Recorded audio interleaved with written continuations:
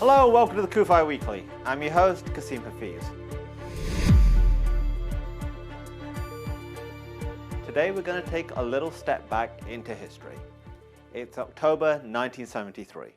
It is the holiest day in the Jewish calendar, Yom Kippur, and this is the day that Israel is attacked on multiple fronts by the combined forces of Egypt, Syria, and multiple other allies of those forces. I'm talking about the Yom Kippur War, which happened 48 years ago this month. Why do I bring that up? There's a number of reasons. Firstly, it was one of the most difficult and trying times in Israel's modern history. There were many points during that conflict where it seemed that Israel's very existence was hanging by the thinnest of threads.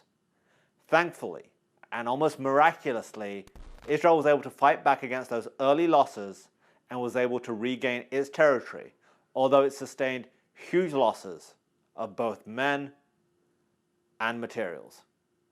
Also during that conflict, the United States launched an emergency operation to rearm Israel, which was fighting for its very life. Now, the second part is this. Why I bring that up? This conflict happened 48 years ago. Even today, if you read some of the articles that are coming out of Israel talking about that conflict, which happened in October during Yom Kippur, it has left deep, indelible scars on the country. And that really is important to point out because in the Middle East, Israel is outnumbered.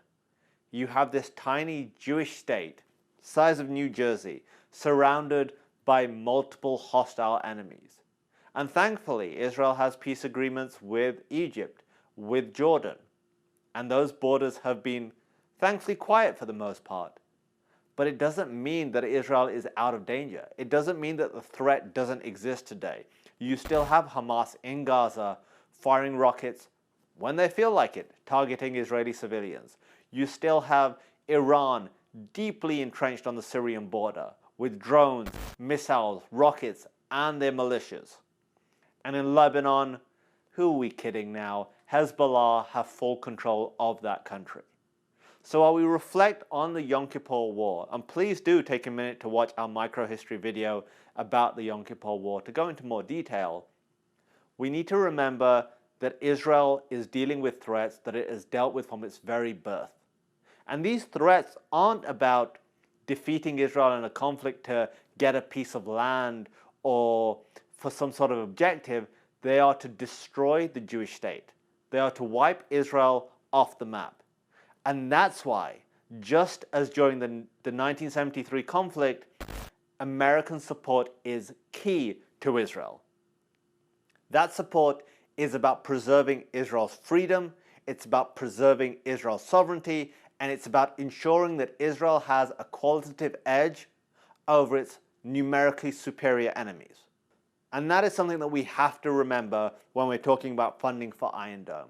That's something we have to remember when we're talking about military aid to Israel, this hot topic. Military aid to Israel is an investment in America. How, you may ask? Because the aid, as we call it, that is given to Israel has to be spent in America. It is making jobs in Virginia. It is making jobs throughout the United States. So you could call it aid. I believe it's an investment.